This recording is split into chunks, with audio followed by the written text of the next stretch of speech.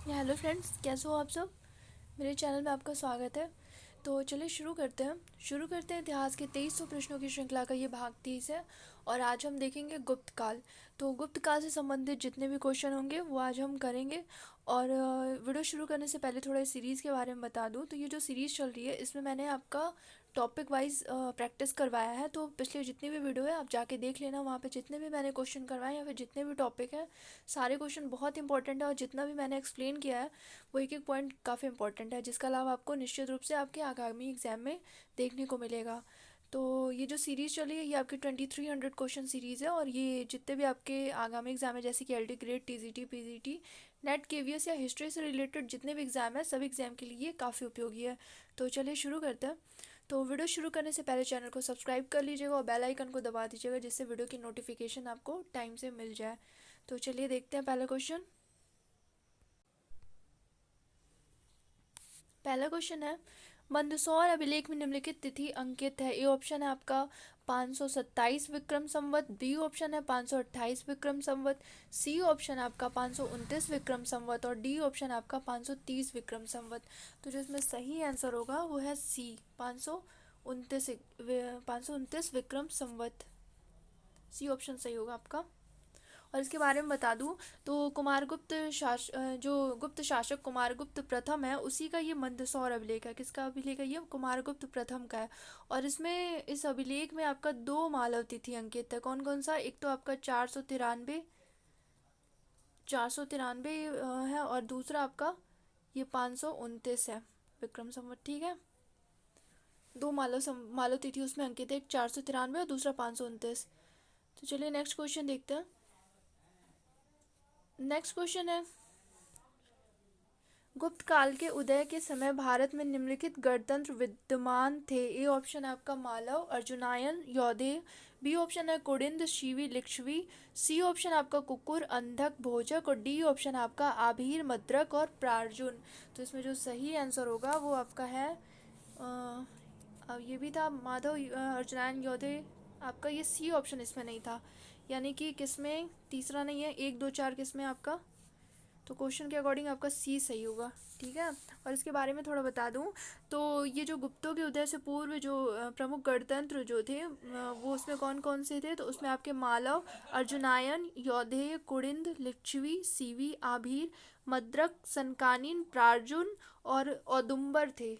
औदुंबर का नाम इसमें नहीं है तो आप नोट कर लेना, औदुंबर थे। ठीक है, तो क्वेश्चन के अकॉर्डिंग आपका सी आंसर सही है। चलिए नेक्स्ट क्वेश्चन देखते हैं। नेक्स्ट क्वेश्चन है, निम्नलिखित में से कौन सा कथन वराह मिहिर के विषय में सत्य नहीं है? ए ऑप्शन है वराह मिहिर उज्जैनी के निवासी थे, बी ऑप्शन है उन्होंने दशमलव पद्धति की खोज की, सी ऑप्शन है उनके पिता आदित्य दास थे और डी ऑप्शन है उन्होंने लघु जातक ग्रंथ की रचना की। तो इसमें आपका सत्य नहीं है तो इसमें बी होगा, ये गलत है। और इनके बारे में थोड़ा सा बता दूं तो ये जो वराहमिहिर थे ये आपके फलित ज्योतिष के प्रणेता थे। किसके प्रणेता थे? फलित ज्योतिष के प्रणेता थे, फलित ज्योतिष के। ठीक है, और इनके बारे में ये कहा जाता है कि इन्होंने रोमक तथा पोलिस सिद्धांतों की प्रतिष्ठा की थी। कौन कौन से सिद्धांतों की? रोमक तथा पोलिश पोलिश सिद्धांत की इन्होंने प्रतिष्ठा की थी। और ये क्वेश्चन अक्सर पूछता है कि चंद्रमा पृथ्वी का चक्कर लगाता है और पृथ्वी सूर्य का चक्कर लगाती है, ये किसका कथन है? तो ये इसको किसने बताया? तो ये आपके वराह मिहिर नहीं बताया कि चंद्रमा पृथ्वी का चक्कर लगाता है और पृथ्वी सूर्य का चक्कर लगाती है। तो क्वेश्चन के अकॉर्डिंग आपका सही आंसर इसमें गलत, सत्य नहीं था, तो बी। ठीक है, चलिए नेक्स्ट क्वेश्चन देखते हैं। बृहद संहिता की रचना किसने की थी? ए ऑप्शन आपका कालिदास, बी ऑप्शन है कल्हड़, सी ऑप्शन है आर्यभट्ट और डी ऑप्शन है वराहमिहिर। तो इसमें जो आपका सही आंसर होगा वो है डी, वराहमिहिर ने बृहद संहिता की रचना की थी। और इसके अलावा भी वराहमिहिर की प्रमुख पुस्तकें थी, तो कौन कौन सी थी?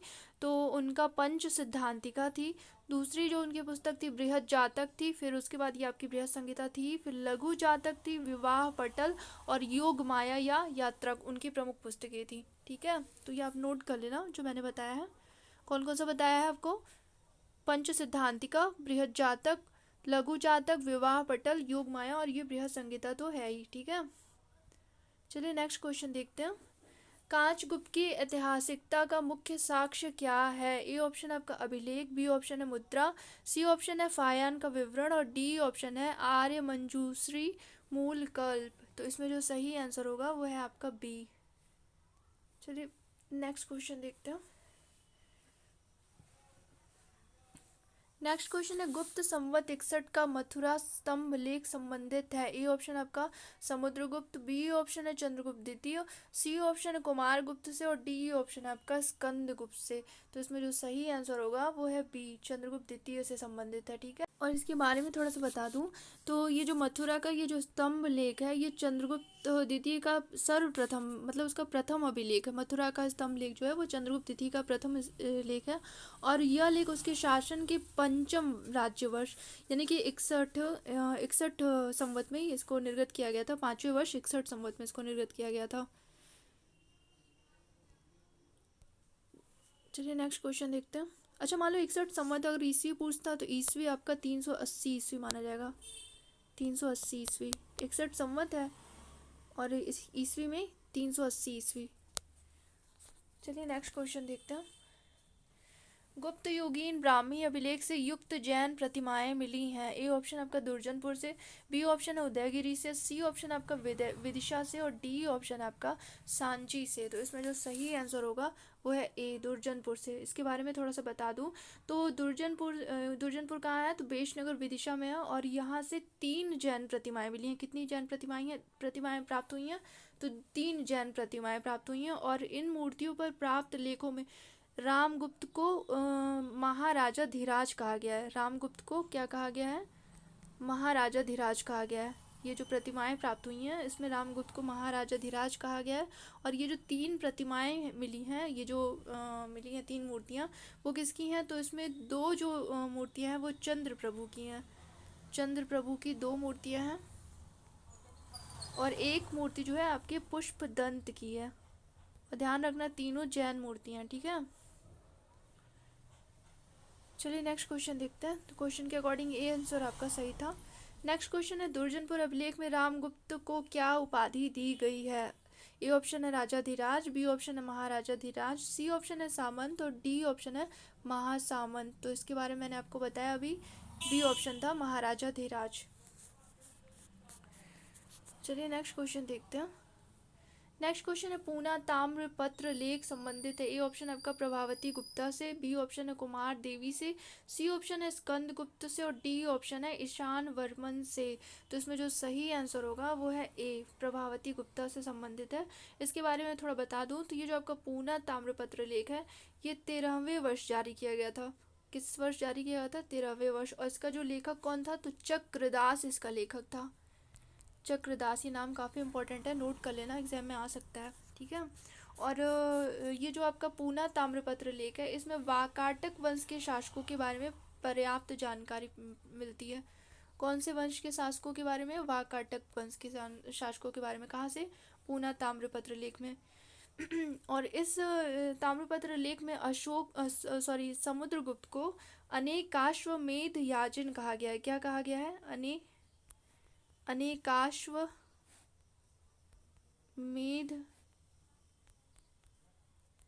याजन। थोड़ा जगह कम है, रुको मैं थोड़ा फिर से लिख देती हूँ। ये कलर, इसको क्या कहा गया? अनेकाश्वमेध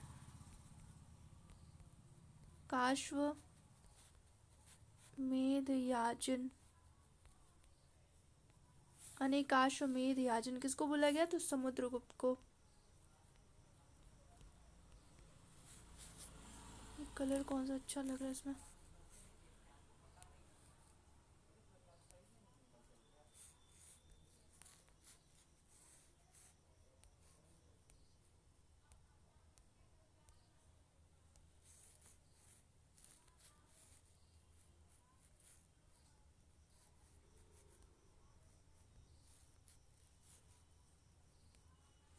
तो क्वेश्चन के अकॉर्डिंग आपका कौन सा आंसर सही इसमें होगा? ए ऑप्शन आपका सही है, प्रभावती गुप्ता। चलिए नेक्स्ट क्वेश्चन देखते हैं। गुप्त शासकों में किसे लिच्छवी दौहित्र कहा गया है? ए ऑप्शन आपका चंद्रगुप्त प्रथम, बी ऑप्शन है समुद्रगुप्त, सी ऑप्शन है आपका चंद्रगुप्त द्वितीय और डी ऑप्शन है ऊपर लिखित में से कोई नहीं। तो इसमें जो सही आंसर होगा वो है आपका बी ऑप्शन सही होगा, समुद्रगुप्त। ठीक है। और समुद्रगुप्त के अन्य नाम भी हैं। इसको प्रयाग प्रशस्ति में लिच्छवी दोहित तो कहा ही गया है। इसको धर्म प्रचारी बंध, धर्म प्रचारी बंध, धर्म प्रचीर बंध, धर्म प्रचीर बंध, धरणी बंध, धरणी बंध, और इसको पृथिव्याम प्रतिरथ कहा गया। क्या कहा गया? पृथिव्याम प्रतिरथ किसको बोला गया है? तो आपके समुद्रगुप्त को। और इसकी कविराज तथा इसको साथ में इसको कविराज और परम भट्टारक तो इसको बोला गया है। ये काफ़ी बार एग्जाम में पूछा भी है। और इसका एक अन्य नाम भी है, प्रकाश में आता है। इसका जो एक अन्य नाम है वो है चंद्र प्रकाश, चंद्र प्रकाश। तो अगर मान लो क्वेश्चन पूछ देता है कि चंद्र प्रकाश किसके लिए प्रयोग किया गया है, तो ये आपका समुद्रगुप्त के लिए। क्वेश्चन के अकॉर्डिंग बी आंसर सही था। और ये जो पिछला क्वेश्चन था इसमें मैंने आपको मैं थोड़ा सा ही बताई थी मैंने इसके बारे में, तो चलो रहने देते हैं इसके बारे में। नेक्स्ट क्वेश्चन देखते हैं। नेक्स्ट क्वेश्चन है महाराजा धीराज की उपाधि धारण करने वाला प्रथम गुप्त गुप्त सम्राट कौन था? ए ऑप्शन है आपका श्रीगुप्त, बी ऑप्शन है चंद्रगुप्त प्रथम, और सी ऑप्शन है समुद्रगुप्त, और सी ऑप्शन है चंद्रगुप्त विक्रमादित्य। तो इसमें जो सही आंसर होगा वो है चंद्रगुप्त प्रथम। अच्छा मान लो ये जैसे आपका गुप्त वंश का हो रहा है, तो गुप्त वंश की स्थापना किसने की थी? तो श्रीगुप्त ने किया था। किसने किया था? ये श्रीगुप्त ने। और ये जो श्रीगुप्त है इसको इत्सिंग ने चेली केतो कहा है। क्या कहा है? चेली केतो श्रीगुप्त को बोला है। किसने बोला? इत्सिंग ने। तो क्वेश्चन के अकॉर्डिंग आपका सही आंसर क्या था? बी। चलो नेक्स्ट क्वेश्चन देखते हैं। गुप्त संवत प्रारंभ हुआ। ए ऑप्शन आपका 219 ईस्वी में, बी ऑप्शन है 319 ईस्वी में, सी ऑप्शन है 606 ईस्वी में, और डी ऑप्शन है 144 ईस्वी में। तो ये जो आपका गुप्त संवत प्रारंभ होता है वो 319 ईस्वी में चंद्रगुप्त प्रथम ने प्रारंभ किया था। किसने प्रारंभ किया था? और चंद्रगुप्त प्रथम ने। और अलबरूनी कहता है कि गुप्त संवत और शक संवत के बीच 241 वर्षों का अंतर था। कौन कहता है? ये अलबरूनी। थोड़ा कलर डार्क नहीं है। गुप्त संवत और शक संवत के बीच में, गुप्त संवत और शक संवत के बीच में कितने वर्षों का अंतर था? तो आपका 241 वर्षों का अंतर था गुप्त संवत और शक संवत के बीच में। तो क्वेश्चन के अकॉर्डिंग आपका सही आंसर क्या था? बी।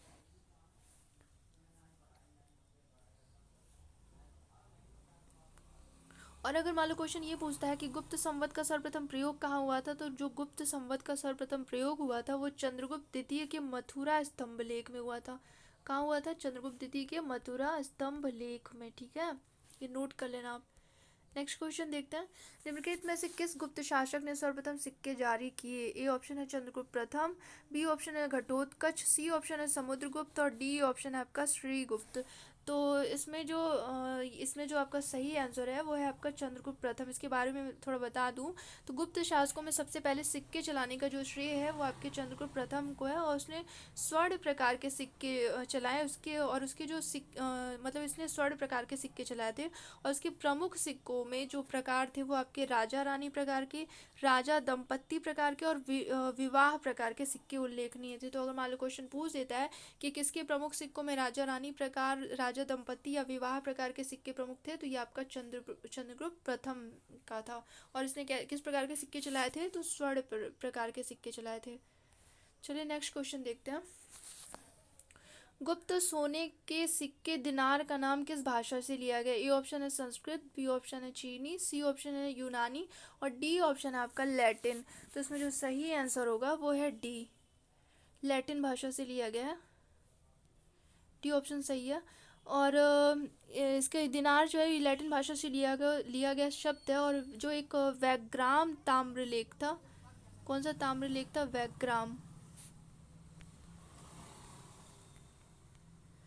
वैग्राम ताम्रलेख था। इसमें बोला गया है कि 16 रूपक एक दिनार के बराबर था। 16 रूपक बराबर एक दिनार। 1 दिनार के बराबर था। 16 रूपक 1 दिनार के बराबर था। और इसके बारे में ये भी कहते हैं कि गुप्त साम्राज्य के सिक्कों की 16 निधियाँ प्राप्त हुई हैं। कितनी निधियाँ प्राप्त हुई हैं? 16 निधियाँ प्राप्त हुई हैं। और इनमें से जो सर्वप्रथम जो निधि प्राप्त हुई है कलकत्ता की काली घाट निधि है। कलकत्ता की काली घाट नीति है, ये सर्वप्रथम ये प्राप्त हुई है। और गुप्त काल में सोने और चांदी का जो मतलब स्वर्ण और चांदी का जो अनुपात था वो आपका 1:16 था। कितना था?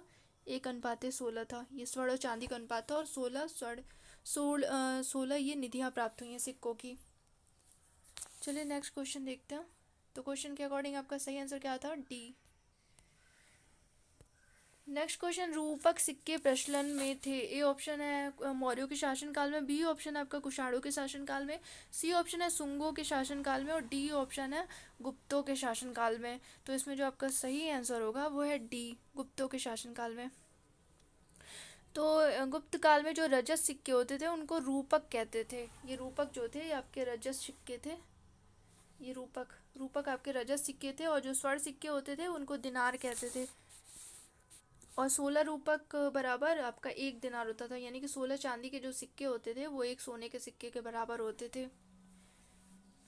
और इसके इसके बारे में थोड़ा और बता दूं तो सर्वप्रथम जो रजत मुद्राएं जो चलाने का जिनको श्रेय जाता है वो चंद्रगुप्त द्वितीय को जाता है। किसको जाता है? चंद्रगुप्त द्वितीय को। चंद्रगुप्त द्वितीय को इसने सर्वप्रथम रजत मुद्राएं चलाई थी। और जो स्वर्ण मुद्राएं चलाया था वो चंद्रगुप्त प्रथम था। और इसके अलावा चंद्रगुप्त द्वितीय के अलावा और किस किसने चांदी की मुद्राएं चलाई थी? तो चंद्रगुप्त द्वितीय के अलावा आपका कुमारगुप्त प्रथम, स्कंदगुप्त और बुद्धगुप्त ने। लिख देती हूँ मैं, कुमारगुप्त प्रथम, कुमारगुप्त प्रथम, स्कंदगुप्त और बुद्धगुप्त। चंद्रगुप्त द्वितीय, कुमारगुप्त प्रथम, स्कंदगुप्त और बुद्धगुप्त ने चांदी की मुद्राएं चलाई थी। और अगर मान लो क्वेश्चन ये पूछ देता है कि गुप्त शासकों ने भारी मात्रा में चांदी के सिक्के कौन सी विजय के पश्चात चलाया था? तो ये आपका गुजरात विजय के पश्चात गुप्त शासकों ने चांदी की भारी मात्रा में सिक्के चलाए थे, गुजरात विजय के पश्चात। ये नोट कर लेना, इंपॉर्टेंट आ सकता है एग्जाम में। नेक्स्ट क्वेश्चन है, निम्नलिखित में से कौन सा प्रथम गुप्त शासक था जिसने स्वर्ण के सिक्के जारी किए? ए ऑप्शन है आपका श्रीगुप्त, बी ऑप्शन है घटोत्कच, सी ऑप्शन है चंद्रगुप्त प्रथम और डी ऑप्शन है समुद्रगुप्त। तो मैंने आपको भी बताया ये है आपका चंद्रगुप्त प्रथम। और चांदी के किसने चलाया? तो चंद्रगुप्त द्वितीय ने। नेक्स्ट क्वेश्चन है, इलाहाबाद शिलालेख में समुद्रगुप्त की प्रशस्ति है जिसके रचयिता है उसके दरबारी कवि? ए ऑप्शन है हरिसेठ, बी ऑप्शन है नागसेन, सी ऑप्शन है कालिदास और डी ऑप्शन है उपयुक्त में से कोई नहीं। तो ये काफ़ी इजी क्वेश्चन है। हरिसेठ जो थे ये प्रयाग प्रशस्ति के रचयिता थे, काफ़ी बार एग्जाम में आ चुका है।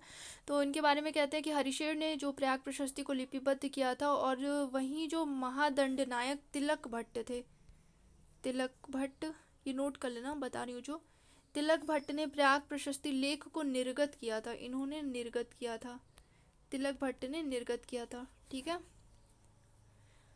और ये जो प्रयाग प्रशस्ति है इसे पाषाण पर खुदी समुद्रगुप्त की आत्मकथा भी कहते हैं। अच्छा मान लो क्वेश्चन ये पूछते कि प्रयाग प्रशस्ति को प्रकाश में लाने का श्रेय किसे जाता है? तो जो प्रयाग प्रशस्ति थी उसको प्रकाश में लाने का श्रेय आपके ए ट्रायर को जाता है। ए ट्रायर, ये नाम काफ़ी इंपॉर्टेंट है, नोट कर लेना। ए ट्रायर, इन्होंने प्रयाग प्रशस्ति को प्रकाश में लाया था। तो चलिए नेक्स्ट क्वेश्चन देखते हैं। गुप्तकालीन सिक्कों का सबसे बड़ा कोष निम्नलिखित कौन सा है? ए ऑप्शन आपका बयाना, बी ऑप्शन है कोटावा, सी ऑप्शन है हाजीपुर और डी ऑप्शन है आपका बस्ती। तो इसमें जो सही आंसर है वो है बयाना। ये बयाना कहाँ है? तो ये राजस्थान के भरतपुर में स्थित है। और ये गुप्तों का सबसे महत्वपूर्ण और सर्वाधिक स्वर्ण सिक्कों का यहाँ से निधि प्राप्त हुई है गुप्तों की। और बयाना से आपके 1821 सिक्के प्राप्त हुए। कितने सिक्के प्राप्त हुए हैं? 1821 सिक्के, जिसमें से आपका सबसे ज़्यादा जो सिक्के हैं, सर्वाधिक जो मुद्रा है वो चंद्रगुप्त द्वितीय की, उसकी कितनी है? चंद्रगुप्त द्वितीय की तो 983 है। और फिर उसके बाद आपका आता है कुमारगुप्त प्रथम का, तो उसका 683 है, नहीं सॉरी 628 है। रुको मैं लिख देती हूँ यहाँ पे, ये नोट कर लेना जो बता रही हूँ। 1821 टोटल सिक्के प्राप्त हुए हैं। इसमें आपका चंद्रगुप्त द्वितीय का, ये शॉर्ट फॉर्म में लिख रही हूँ, चंद्रगुप्त द्वितीय का आपका 983 है। फिर उसके बाद आता है कुमारगुप्त प्रथम। कुमारगुप्त प्रथम के कितने 628 है। फिर उसके बाद आपके जो है वो समुद्रगुप्त की, उसके बाद जो निधि है वो समुद्रगुप्त की है।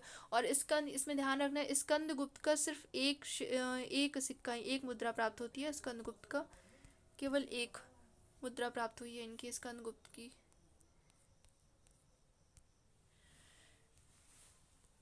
ये ऑप्शन आपका सही है इसमें। चलिए नेक्स्ट क्वेश्चन देखते हैं। पुंड्रवर्धन अधोलिखित किस स्थान से समीकृत किया जाता है? ए ऑप्शन है उड़ीसा, बी ऑप्शन है उत्तरी बंगाल, सी ऑप्शन है असम और डी ऑप्शन है आपका विदर्भ। तो इसमें जो सही आंसर होगा वो ये है बी, उत्तरी बंगाल। चलिए नेक्स्ट क्वेश्चन देखते हैं।